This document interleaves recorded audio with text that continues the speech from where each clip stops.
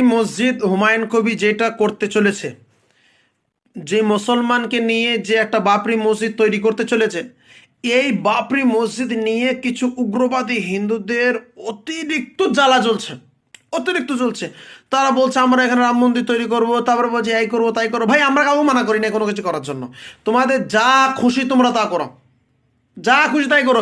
তোমরা শুধু আমাদের ধর্মে খালি আঘাত দেবে না, তোমরা আমাদের ধর্মে তোমরা ঢুকবে না, আমরা আমাদের ধর্মকে বাগিয়ে নেবো। ঠিক আমাদের দিকে তোমাদের দেখতে হবে না, তো আমরা তোমাদের দিকে যাই না, যেরকম তোমরা আমাদের দিকে আসা দরকার নেই, আমাদের বিষয়ে তোমাদের নাক গলানোর কোনো প্রয়োজন নেই।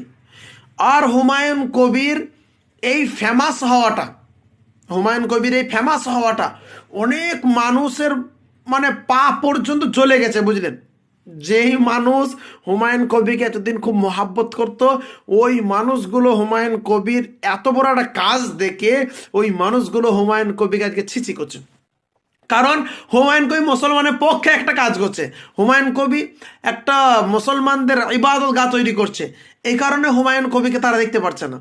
আজকে হুমায়ুন কবির যে বাবরি মসজিদ প্রতিষ্ঠা করতে চলেছে, এই বাবরি মসজিদে যে সকল মানুষগুলো দূর দূরান্ত থেকে যারা এক নজর দেখার জন্য আসছে জায়গাটা কেমন কোন জায়গায় করছে, ওই জায়গাতে দেখলাম যে মানুষ দূর দূরান্ত থেকে ইট নিয়ে আসবে, তো মানুষ আনতে পারবে না, এখান থেকে কমসে কম দুটো করে ইট যদি পারে তা নেক, তো ওরা দেখছি ওইখানেই বিক্রি করছে ইট, 10 টাকা করে পিস বিক্রি করছে।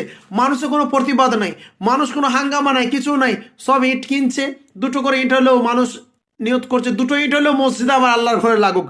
এইটা হলো মুসলমানরা আবেগ, এটা মুসলমানরা আবেগ। জনপ্রিয়তা আল্লাহর তরফ থেকে হয়, আল্লাহ জনপ্রিয়তা দিচ্ছে, তবে হ্যাঁ মাথায় রাখতে হবে, মাথায় রাখতে হবে যেই জনপ্রিয়তা আপনারা দিচ্ছেন হুমায়ুন কবির স্যারকে, ওই জনপ্রিয়তা যেন ধরে রাখেন আপনারা, আপনারা যেন মুনাফিকের কাজ করবেন না। আজকে যাকে জনপ্রিয়তা দিয়ে যাকে গাছে চাপিয়ে দিচ্ছেন, গাছে চাপানোর পরে যেন মইটা কেড়ে নেবেন না যেন।